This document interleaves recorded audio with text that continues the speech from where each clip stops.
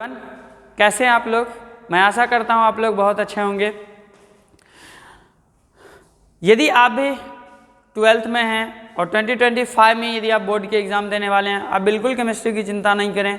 मैं आपको इस चैनल का नाम है एजुकेशन ईडीयू के माध्यम से केमिस्ट्री का हर एक टॉपिक, हर एक लेक्चर आपके पास आसान सी भाषा में जो कि आपको समझ में आ जाएगी, उस लैंग्वेज में मैं आप तक पहुंचाने के लिए आज लेके आया हूं आपका सेकंड चैप्टर, जिसका नाम है सॉल्यूशन। जिसका नाम क्या है? विलियन, और इसे लोग प्यार से बुलाते हैं लिक्विड सॉल्यूशन या फिर सॉल्यूशन। मैंने इसमें बहुत आसान चीज़ें, लोगों को लगता है क्या है, नहीं है, सब आसान है, आप अच्छे से सीखें। मैं आपको हर एक चीज़ें सिखाने वाला हूँ इसमें। तो विलियन में क्या होता है? जनरली विलियन के दो अवयव होते हैं, जिसमें एक होते हैं विलय और दूसरा होता है विलायक। विलय में क्या है, मैं थोड़ा सा भी आपको ओवरव्यू दिखाता हूँ मैं इसमें क्या पढ़ाने वाला हूँ आपको। विलय को अंग्रेजी में हम बोलते हैं इसको सॉल्यूट, और विलायक को हम बोलते हैं इसका सॉल्वेंट। यानी आपको किसी सॉल्यूशन में दो कंपोनेंट ढूंढने होंगे। एक कंपोनेंट आपका क्या होगा? सॉल्यूट, और सेकेंड कंपोनेंट आपका क्या होगा? सॉल्यूशन। अब आप लोगों को पता होगा, जैसे आप लोग घर में शरबत बनाते हैं ना, बनाते हैं, पानी और चीनी को मिलाते हैं तो पानी क्या बनता है? विलायक, और चीनी क्या बनता है? विलय। जैसे इसी जगह पर मैं कहूँ कि विलय क्या है, तो विलय का डिफिनेशन होता है विलयन में उपस्थित वह पदार्थ जिसकी मात्रा क्या हो? कम हो। तो जिसकी मात्रा कम होगा हम उसे क्या बोलेंगे? विलय, और जिसकी मात्रा अधिक होगा हम उसे क्या बोलेंगे? विलायक। बट ये ध्यान रहे, जिसकी मात्रा अधिक होगा, जिसकी मात्रा अधिक होगा, यानी विलयन में उपस्थित वह अवयव जिसके मोलों की संख्या कम हो हम उसे क्या बोलेंगे? विलय, और विलयन में उपस्थित वह अवयव जिसके मोलों की संख्या अधिक हो हम उसे क्या बोलेंगे? विलायक। अपन से ये सब आप लोगों से कोई पूछने वाला नहीं है, जो पूछने वाला चीज़ें हैं वो मैं आपको वहाँ तक पहुँचा देता हूँ। यदि यहाँ पर मैं आपको बोलूँ कि 1 लीटर पानी में 1 लीटर पानी में आप 100 ग्राम चीनी को मिलाएं, भैया ये सॉल्यूशन बनेगा। इसमें चीनी क्या होगा? इसमें आपको दिख रहा है चीनी होगा आपका विलय, और पानी आपका क्या होगा? विलायक। बट आपके नज़र को धोखा मिलने वाला है।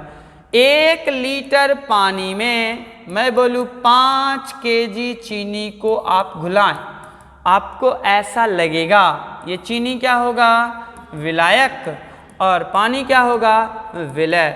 ऐसा इसलिए लग रहा है क्योंकि आपको ये कितना दिख रहा है? 5 केजी ना, और ये कितना दिख रहा है? 1 लीटर। आपको ध्यान दें, आप ध्यान दें, यहाँ पर आप गलत कर सकते हैं। आपके आँख को ये धोखा दे रहा है, क्योंकि मैंने आपको बाय मास नहीं पढ़ाया। मैंने आपको क्या पढ़ाया? ये सारी कहानियाँ हम करेंगे बाय मोल्स। कहाँ करेंगे? By moles. यानी जिसके मोल ज़्यादा होंगे उसे आप बनाएंगे विलायक, और जिसके मोल कम होंगे उसे आप बनाएंगे विलय। आपको ये बातें क्लियर दिख रही है? आपको समझ में आ रही है? आ रही है ना? हाँ, आ रही है। तो मैंने इसमें बताया आपको कि किसी सॉल्यूशन से यदि आपको पता करना हो कि विलय कौन होगा और विलायक कौन होगा, तो जिस अवयव की नंबर ऑफ मोल्स कम होगी वो आपका क्या होगा? विलय, और जिस अवयव का नंबर ऑफ मोल्स ज़्यादा होगा आप उसे क्या बोलेंगे? विलायक। इसी बेस पर हम इसको डिफाइन करते हैं कंसंट्रेशन टर्म, जिसे हम बोलते हैं विलयन को प्रदर्शित करने वाले सांद्रता के पद। यानी हम यहाँ पर लिखते हैं कंसंट्रेशन टर्म। यहाँ पर क्या है? किसी सॉल्यूशन को आप किस रूपों में किस रूपों में आप बता सकते हैं या निरूपित कर सकते हैं, उसी पार्ट को हम बोलने वाले हैं कंसंट्रेशन टर्म। तो जिसमें सबसे पहला पार्ट हमारा होगा मोलरता। सबसे पहला पार्ट हमारा क्या होगा? मोलरता। इसको मैं बोलता हूँ मोलरिटी। इसको क्या बोलता हूँ? मोलरिटी। ध्यान से समझेंगे आप। ये कहता है कि 1 लीटर विलयन में घुले हुए विलय के मोलों की संख्या को मोलरता कहा जाता है। मोलरता कहा जाता है। यहाँ से एक पॉइंट आप लिखें कि मोलरता को, सॉरी, हाँ ठीक है, सॉरी, यहाँ से आप लिखें मोलरता को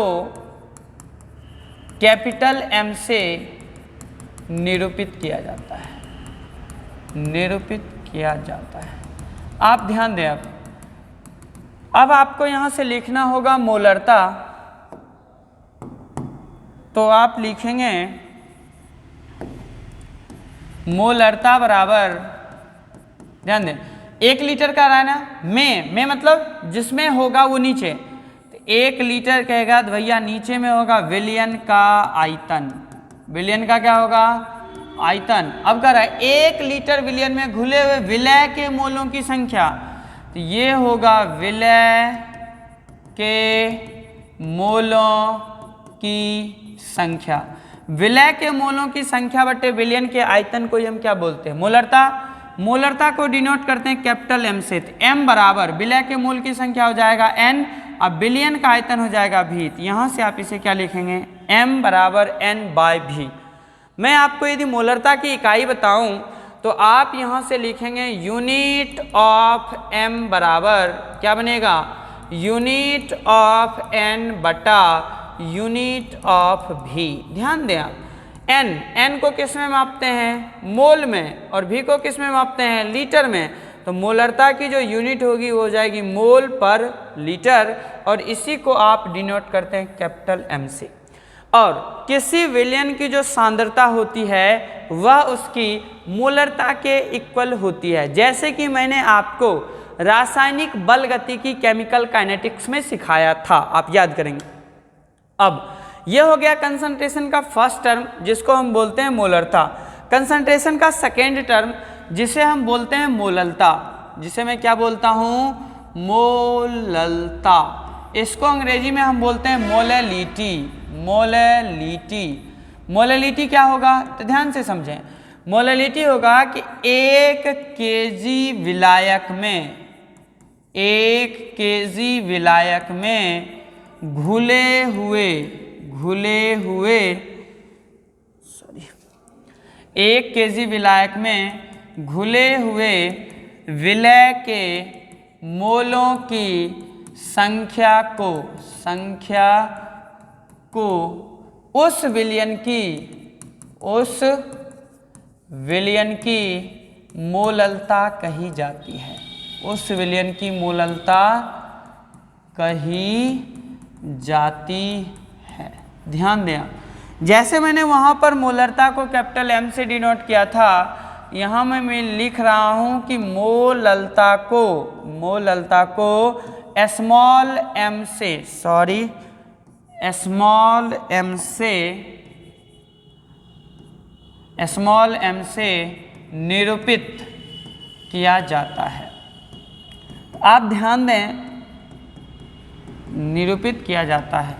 आप लिखें small m is equal to क्या बनेगा, करे विलायक, मैंने बोला जिसमें होगा उसे क्या रखोगे नीचे, ये आपका बनेगा विलायक का भार।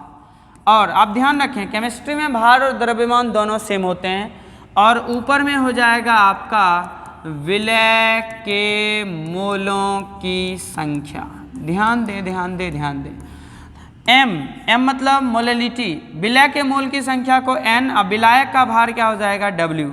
तो कैपिटल M बराबर क्या होता है, N/V, और स्मॉल m बराबर क्या होगा, N/W। यहाँ से यदि आप इसका यूनिट निकालना चाहें तो आप निकाल सकते हैं यूनिट ऑफ m बराबर, ये बनेगा unit of n by unit of W। हाँ, यूनिट ऑफ n क्या होगा, मोल, और यूनिट ऑफ W क्या होगा, kg। आप ध्यान दें, इसकी यूनिट हो जाएगी मोल पर kg। आपको ये बातें समझ में आई ना? हाँ, आप कॉपी करें इसे। अगले पार्ट, यदि ये आपको दिख गया मोलरता, तो हम अब आपको ले चलते हैं मोल प्रभाज के टर्म में, जो कि हमारा कंसंट्रेशन का तीसरा पार्ट होगा। मोल प्रभाज, मोल प्रभाज भैया क्या है, ध्यान दें। मोल प्रभाज को हम बोलते हैं अंग्रेजी में मोल फ्रैक्शन। हम अंग्रेजी में क्या बोलते हैं, मोल फ्रैक्शन। ये क्या है तो ध्यान से समझें। यदि ये आपका कोई सॉल्यूशन है तो सॉल्यूशन के अंदर दो अवयव होते हैं, जिसमें एक को मैंने बोला ए और दूसरा को क्या बोला बी। जिसमें ए आपका क्या बनेगा, तो ए आपका बनेगा सर विलय, और बी आपका क्या बनेगा, बी आपका बनेगा विलायक। आप ध्यान देंगे ए है ना, ए के कुछ ना कुछ मोल की संख्या होगी, तो ए के मोल की संख्या को आप बोलेंगे Na, और बी के कुछ ना कुछ मोल की संख्या होगी जिसे आप बोलेंगे Nb। तो Na क्या होगा, तो Na हो जाएगा विलय के मोलों की संख्या, विलय के मोलों की संख्या, और Nb क्या हो जाएगा, तो Nb आपका होगा विलायक के मोलों की संख्या। अब आप ध्यान दें, जैसे दो लोग मिलकर कोई बिजनेस को स्टार्टअप किया, ठीक है, किया ना, तो एक लोगों ने दिया 70 रुपया और दूसरे लोगों ने दिया 30, दोनों मिला के बिजनेस कितना हुआ 100 रुपये का। ये दोनों जब मिक्स होगा तो ये बनेगा 100। ये किसने दिया, ए ने, और ये किसने दिया, बी ने। अब मैं पूछूं भैया ए का हिस्सा कितना, तो कितना लगाया 70, अब बट्टा टोटल कितना 100, बोलो ये क्या बचेगा 7/10। मैं पूछूं बी का हिस्सा कितना, तो बी कितना लगाया 30, और टोटल कितना है 100, ये हो जाएगा 3/10। जैसे आप ये बिजनेस करते हैं ना, वही आप मोल प्रभाज पर लगाएं। यदि ए के मोल की संख्या Na और बी के मोल की संख्या Nb, तो बोलो बिलियन के मोल की संख्या क्या बनेगा, तो भैया बिलियन के मोल की संख्या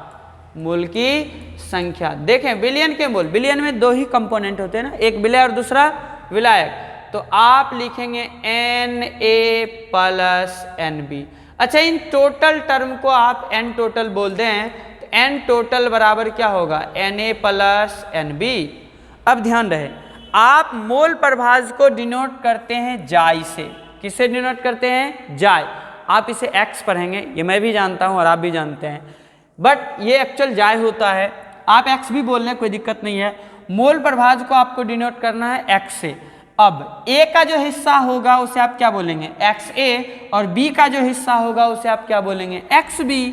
तो लिखें आप XA मतलब हाँ मोल प्रभाज ऑफ A, और A कहेगा तो विलय।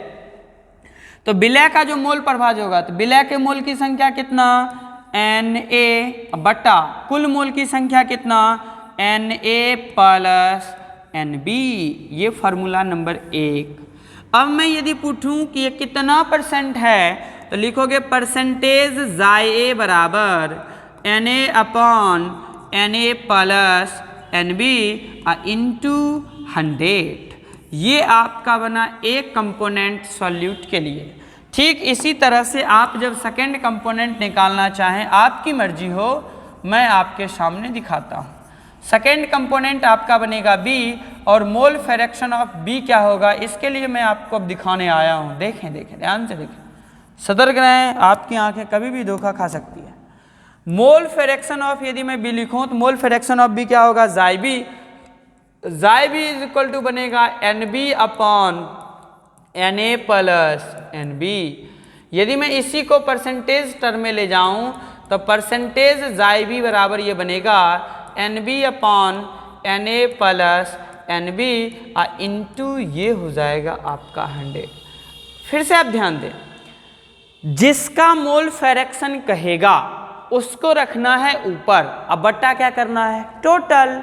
तो आप इसे लिख सकते हैं Na/n टोटल, और आप इसे लिख सकते हैं Nb/n टोटल मतलब A का मोल्स और B का मोल्स। आई होप, मैं आशा करता हूँ आपको ये बातें समझ में आई होगी। आप क्या करते हैं, it is a part of physical chemistry. Physical chemistry एक प्रकार का मैथमेटिक्स है जिसे आप लोग को लगता है कि मेरे को आ गया। आप कॉपी पर प्रैक्टिस करें, आपको हर एक चीज़ें आ जाएगी। तो मैं आज आप लोग के लिए होमवर्क दे रहा हूँ कि मैंने जितना टर्म पढ़ाया, मोलरिटी, मोलिटी, मोल फ्रैक्शन, इन टर्म को आप रिवीजन करेंगे। फिर मिलेंगे हम लोग नेक्स्ट क्लास में। Wish you all the best, take care, bye bye.